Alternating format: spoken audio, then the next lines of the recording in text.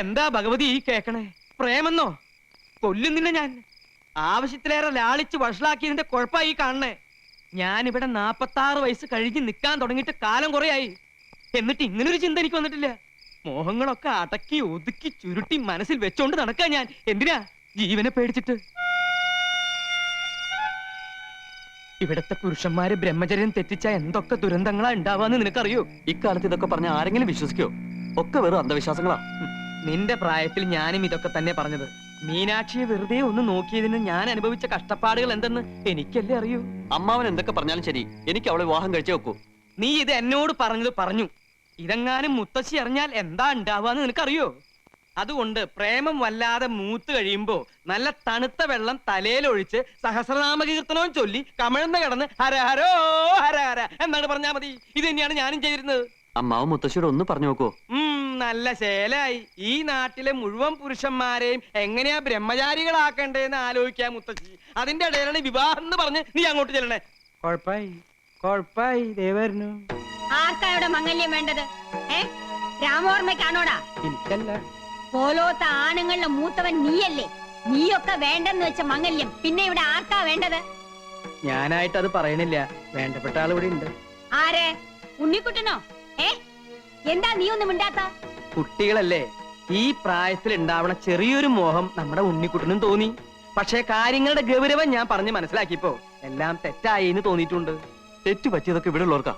ഏതോ ദുർമന്ത്രവാദിയുടെ വാക്ക് കേട്ട് വേണ്ടാത്ത വെട്ടിത്തരങ്ങൾ ചെയ്യാ. ഞാനൊരു പെൺകുട്ടിയെ സ്നേഹിച്ച് വാക്ക് കൊടുത്തുപോയി. ഇവിടെ ആരും ഞങ്ങളുടെ വിവാഹത്തിന് സമ്മതിച്ചില്ലെങ്കിൽ നാളെ തന്നെ ഞാൻ ഇവിടെ രജിസ്റ്റർ ചെയ്ത് കൊണ്ടുവരും. ഉണ്ണിക്കുട്ട, ആരോടാ എന്താ സംസാരിക്കണമെന്ന് അറിയോ?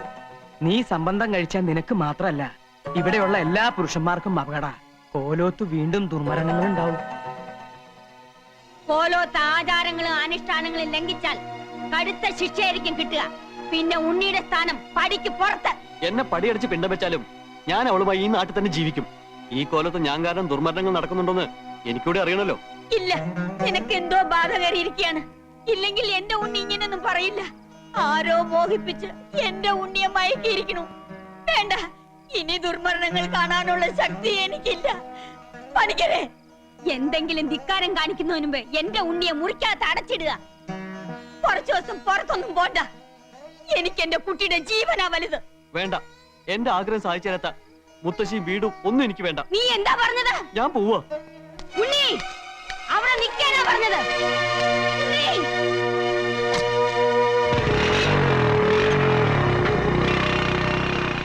അവൻ എവിടെ പോകാനാ മുത്തശ്ശി? 1 മണിക്കൂറിനകം അവൻ തിരിച്ചു വരും. വരണ്ട. ഈ ആഗ്രഹം മനസ്സിൽ വെച്ചോണ്ടിരിക്കുന്നവൻ ഇനി കോലോത്തേക്ക് വരണ്ട.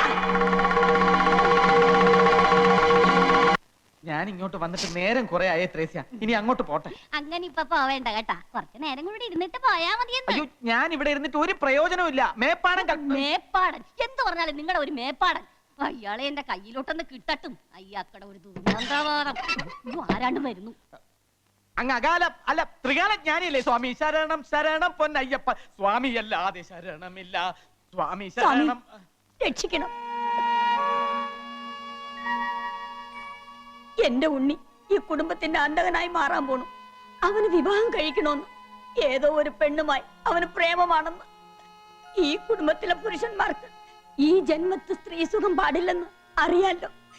എന്റെ മോന്റെ മനസ്സ് മാറ്റാൻ എന്തെങ്കിലും ഉപദേശിക്കണം. ഒന്നും മനസ്സിലാവുന്നില്ല. മനസ്സ് മാറ്റിത്തരാൻ ശ്രമിക്കാമെന്ന് അദ്ദേഹം പറയുകയായിരുന്നു. മാത്രമല്ല, ഈ കോലോത്തെ ആണുങ്ങൾക്ക് വിവാഹം കഴിക്കാൻ കഴിയുന്ന തരത്തിൽ ഒരു വിശേഷാൽ പൂജ നടത്തി തരാനും അദ്ദേഹത്തിന് ഉദ്ദേശമുണ്ട്. എന്ത് പൂജ നടത്തിയാലും അത് ശരിയാവില്ല സ്വാമി. കർമ്മികളിൽ വെച്ച് കർമ്മിയായ മേപ്പാടിന് പോലും ഈ കുടുംബത്തെ ബാധിച്ചിരിക്കുന്ന ദുരാത്മാവിനെ പേടിയാ. അത്രയ്ക്ക് ഭയങ്കര അവള്. അതിനേക്കാൾ ഭയങ്കര എന്റെ കുട്ടിയെ മയക്കി വശത്താക്കി അവൾ.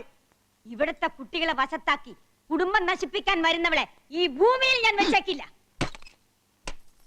മുത്തശ്ശി, ഉണ്ണിയേട്ടന്റെ ബൈക്ക് ആക്സിഡന്റ് ആയി. ഏട്ടനെ ഹോസ്പിറ്റലിൽ അഡ്മിറ്റ് ചെയ്യിക്കണമെന്ന് ഫോൺ വന്നു. എന്റെ ഉണ്ണി കേട്ടോ സ്വാമി? മനസ്സിലായിരുന്നത് തോന്നിയതേ ഉള്ളൂ. അപ്പൊ തന്നെ അപകടം വന്നു. എന്റെ ഈശ്വര, എന്റെ ഉണ്ണിക്കൊന്നും വരുത്തരുതേ.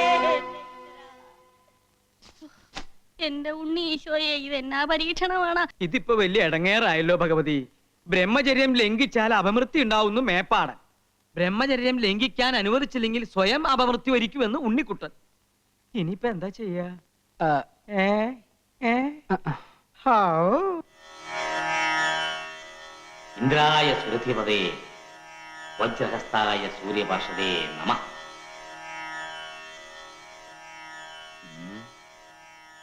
തമ്പുരാട്ടി ക്ഷമിക്കണം. മന്ത്രവിധി പ്രകാരം ഒരു നിവൃത്തിയും നാം കാണുന്നില്ല. ഈ വിഷയത്തിൽ പിന്നെ ആകെയുള്ള പരിഹാരം ഒന്നേ ഉള്ളൂ. ഉണ്ണിക്ക് അത്രയ്ക്കങ്ങനെ നിർബന്ധാച്ചാ വിവാഹമാകാം ദേവി. പക്ഷേ വിവാഹം കഴിഞ്ഞാലും ബ്രഹ്മചര്യം കാത്തു സൂക്ഷിക്കണം. ചുരുക്കി അങ്ങോട്ട് പറഞ്ഞാല് സ്ത്രീ സുഖം അനുഭവിക്കാൻ പാടില്ല. ആ കുട്ടി അത് ലംഘിക്കില്ല എന്ന് തമ്പുരാട്ടിക്ക് ഉറപ്പുണ്ടെങ്കിൽ വിവാഹത്തിന് അനുവാദം കൊടുക്കാം. അയ്യോ, അത് അവര് തീരുമാനിക്കേണ്ടതല്ലേ. മുത്തശ്ശിക്ക് എങ്ങനെ ഉറപ്പ് വരാൻ പറ്റുക? അതാ പറഞ്ഞത്, വിവാഹം പാടില്ല എന്ന്. മേപ്പാടം പറഞ്ഞതിന്റെ അർത്ഥം ഇപ്പൊ നിനക്ക് പിടികിട്ടിയ? പേരിനൊരു വിവാഹവും കഴിച്ച് പെണ്ണിനെയും കെട്ടി എഴുന്നള്ളിച്ച് വേണമെങ്കിൽ നടന്നോ. ഇവിടെ ആർക്കും ഒരു വിരോധവും ഇല്ല. വേണ്ട ഉണ്ണി, വിവാഹം കഴിച്ചില്ലെങ്കിൽ കഴിച്ചില്ലെന്നേ ഉള്ളൂ. പട്ടിണി കിടക്കുന്നവന്റെ മുമ്പിൽ പാൽപ്പായസം കൊണ്ടുവച്ചിട്ട് അത് കഴിക്കാൻ പാടില്ല, വേണമെങ്കിൽ നോക്കിക്കൊണ്ടിരുന്നു എന്ന് പറഞ്ഞാല് അതിന്റെ വിഷമം ഭയങ്കര. എന്താ ആ വിഷമം നിനക്ക് ഏതാണ്ട് ഉള്ളത് പോലെയാണല്ലോ നിന്റെ സംസാരം. ഞാനൊരു പഴഞ്ചൊല്ലി പറഞ്ഞല്ലേ, ബ്രഹ്മചാരികളായ നമുക്ക് ഇതിന്റെ വിഷമം നന്നായിട്ട് അറിയാമല്ലോ, പ്രത്യേകിച്ചും എനിക്ക്. എന്റെ ആവേശാനന്ദ സ്വാമി ഇതൊക്കെ ആലോചിക്കുമ്പോ എന്റെ നെഞ്ചത്ത് തീ ആളിക്കത്തുക. തീ ആളിക്കത്താൻ നിന്റെ നെഞ്ചിൽ എന്താ പെട്രോൾ ടാങ്കാ കെട്ടി വെച്ചിരിക്കുന്നത്? എടാ, ആണുങ്ങളായ കുറച്ചൊക്കെ മനസ്സിനൊരു സംയമനം വേണം. ഒരു സുന്ദരിയായ പെണ്ണിനെ വിവാഹം കഴിച്ച് ബ്രഹ്മചര്യം തെറ്റിക്കാതെ സംയമനം പാലിച്ച് ഞാൻ വേണമെങ്കിൽ കാണിച്ചു തരാം. അതൊന്നും അമ്മാവനെ കൊണ്ട് സാധിക്കില്ല. ഞാൻ കെട്ടി കാണിച്ചു തരാം. നടക്കില്ല. ആര് പറഞ്ഞു ഞാൻ നടക്കില്ല? എന്താ രാമ? അല്ല, ഞാൻ ഈ കുട്ടിയോട് പറയായിരുന്നു എന്തിനാ ഇപ്പോഴും ഇങ്ങനെ വിവാഹത്തെ പറ്റി ചിന്തിച്ച് മനസ്സിന്റെ കൺട്രോൾ കളയുന്നു. അതല്ലല്ലോ അമ്മ പറഞ്ഞത്, വേണമെങ്കിൽ കെട്ടി കാണിച്ച് കൺട്രോൾ. അത് തന്നെയാ ഞാൻ പറഞ്ഞത്. പിന്നെ വേറെ എന്തെങ്കിലും പറഞ്ഞൊന്നും എനിക്ക് ഓർമ്മയില്ല. നോക്കിയേ, കാര്യങ്ങളൊക്കെ ഉണ്ണി അറിഞ്ഞല്ലോ. നിന്റെ സങ്കടം കണ്ട് മുത്തശ്ശി മേപ്പാടിനോട് സംസാരിച്ചു. പക്ഷേ ഒരു നിവൃത്തിയില്ല കുട്ടിയെ.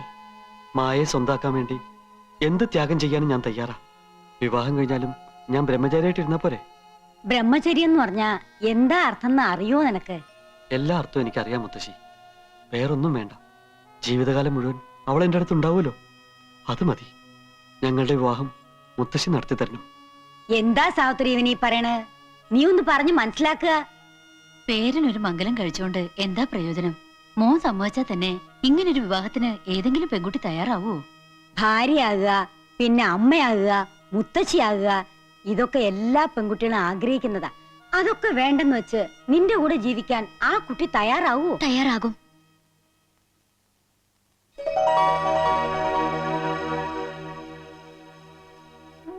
ക്ഷമിക്കണം, ഉണ്ണി ഈ അവസ്ഥയിലെത്താൻ കാരണം ഞാനാ.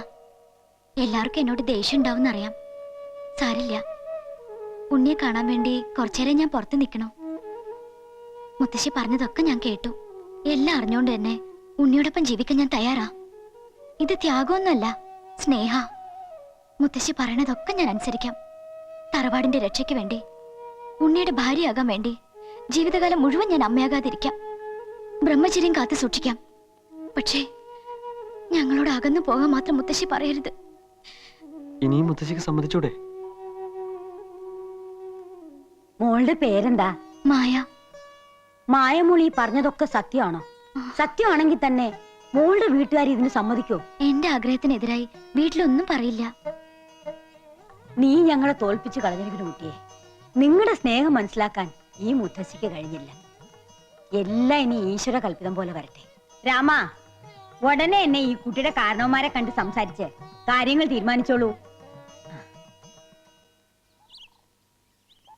നിന്നെ ഇത് തന്നെയാണോ വീടെന്ന് എനിക്ക് ബലമായ സംശയം. ആൽത്തറ കഴിഞ്ഞ് ഇടതുവശത്തെ മൂന്നാമത്തെ വീടെന്നല്ലേ പറഞ്ഞേ? അതെ. ഇതിനു മുമ്പ് നീ വേറെ മൂന്നാമത്തെ വീട് കണ്ടാ? ഇല്ല. അതാ പറഞ്ഞത്, ഇത് തന്നെയാണ് വീടെന്ന് എനിക്ക് ബലമായ വിശ്വാസം ഉണ്ടെന്ന്. ഓ, ഈ പൊട്ടൻ പൊട്ടൻ എന്ന് പറയുന്നത് കമ്പ് മുഴയൊന്നല്ല, ഇവൻ തന്നെ. ഇവിടെ ആരും ഇല്ലേ? ഞങ്ങള് ഉണ്ണിയുടെ വീട്ടിൽ നിന്ന് വരിക.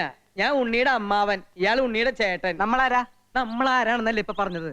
അതല്ല, ഇദ്ദേഹം ആരാണെന്ന്. ഞാനോ?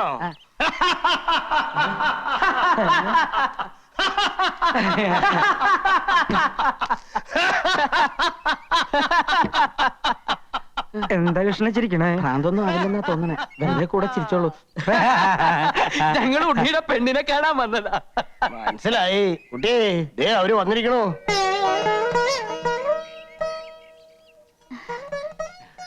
ആവൂ, ഇപ്പഴാ സമാധാനായി. മുത്തശ്ശനാ, അനുഗ്രഹവും അനുവാദവും ഒക്കെ വാങ്ങാൻ എനിക്ക് വേറെ ആരുമില്ല. കുട്ടിയുടെ ആഗ്രഹങ്ങൾ പൂർത്തീകരിച്ച് കാണുന്നതിൽ എനിക്ക് സന്തോഷമേ ഉള്ളൂ. വർഷങ്ങളോളം നിലനിന്നിരുന്ന ആചാരം തെറ്റിച്ചോണ്ടാ ഈ വിവാഹം നടക്കാൻ പോണേ. അതുകൊണ്ട് വിധിപ്രകാരമുള്ള കർമ്മങ്ങളൊന്നും ഇല്ലാതെ രജിസ്റ്റർ ഓഫീസിൽ വെച്ച് നടത്താന്നാ വിചാരിക്കണേ. എനിക്ക് യാതൊരു വിരോധമില്ല. അങ്ങനെയെങ്കിലേ ഏറ്റവും അടുത്ത ദിവസം തന്നെ ഇവരുടെ വിവാഹം അങ്ങോട്ട് നടത്തിക്കളയാം.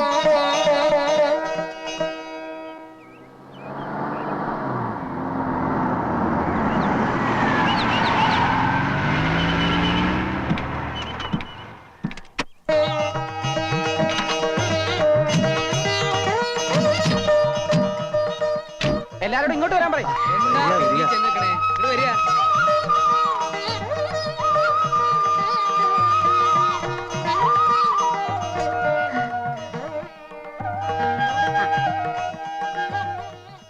ആദ്യ സ്വാമികളുടെ അനുഗ്രഹം വാങ്ങിക്കൊള്ളൂ.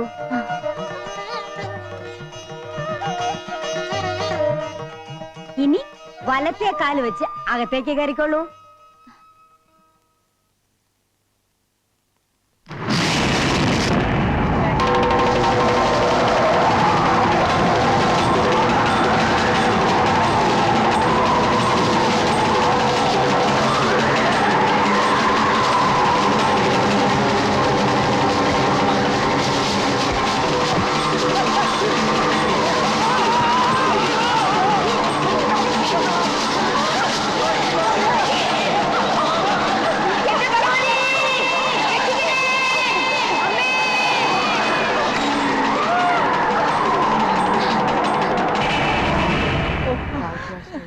ആചാരങ്ങൾ തെറ്റിച്ചതിന്റെ ശിക്ഷയാണോ?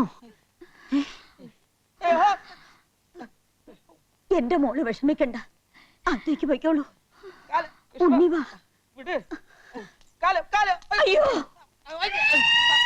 നീ കാലെടുക്കടാ. അമ്മാവൻ കാലെടുക്ക. എന്റെ മക്കളെ, അമ്മാവൻ കാലെടുത്താലേ എനിക്ക്.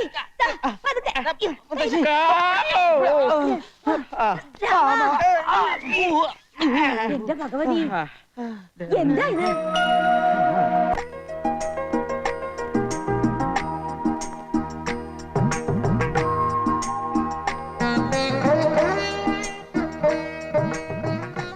എന്തേ ഇത്ര വലിയ ആലോചന? എല്ലാം എന്റെ ആഗ്രഹം പോലെ നടന്നല്ലോ. ഉണ്ണിപ്പോ എന്റെ സ്വന്തമായില്ലേ? എനിക്ക് വിശ്വസിക്കാനാവണില്ല. വിശ്വസിച്ചോളൂ, ഈ ഉണ്ണി മായക്ക് എന്നും സ്വന്തമായിരിക്കും. ഈ മുഖം, ഈ സ്നേഹം എന്നെ വല്ലാതെ അങ്ങ് കീഴ്പ്പെടുത്തി കളഞ്ഞില്ലേ? ഇനി നമ്മൾ മരണം കൊണ്ടേ അകലുകയുള്ളൂ. അടുത്ത ജന്മത്തിലും ഉണ്ണി എന്റേതായിരിക്കണമെന്ന് എന്റെ പ്രാർത്ഥന. കൈവിട. തൊട്ടുള്ള കളിയൊന്നും വേണ്ട മക്കളെ.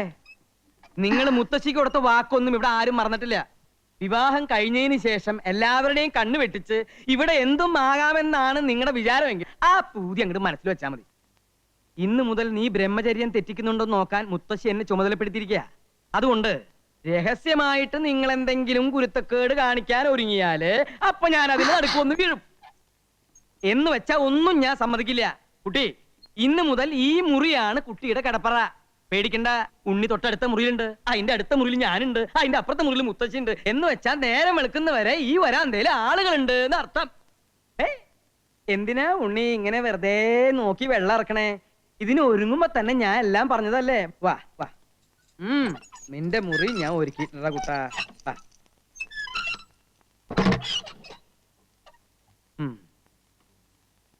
ഇന്ന് നിങ്ങളുടെ ആദ്യ രാത്രിയാണല്ലേ? അതെ. മുത്തശ്ശി എന്തൊക്കെ ചുമതലകൾ എന്നെ ഏൽപ്പിച്ചാലും എന്നിലൊരു മനുഷ്യനുണ്ട്. അതുകൊണ്ടൊരു കാര്യം ചെയ്യും, ധൈര്യമായി രാമനാമം ജപിച്ച് കമന്ന് അങ്ങോട്ട് കിടന്ന് ഉറങ്ങ. ദാഹത്തിന് ഒരു കുപ്പി വെള്ളം എടുത്തു വെച്ചോ.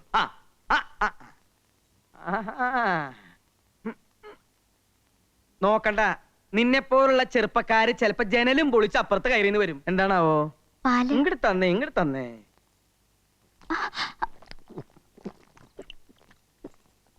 പഴിവെക്ക്.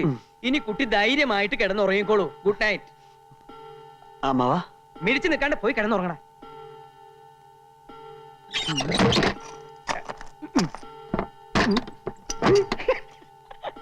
അയ്യോ.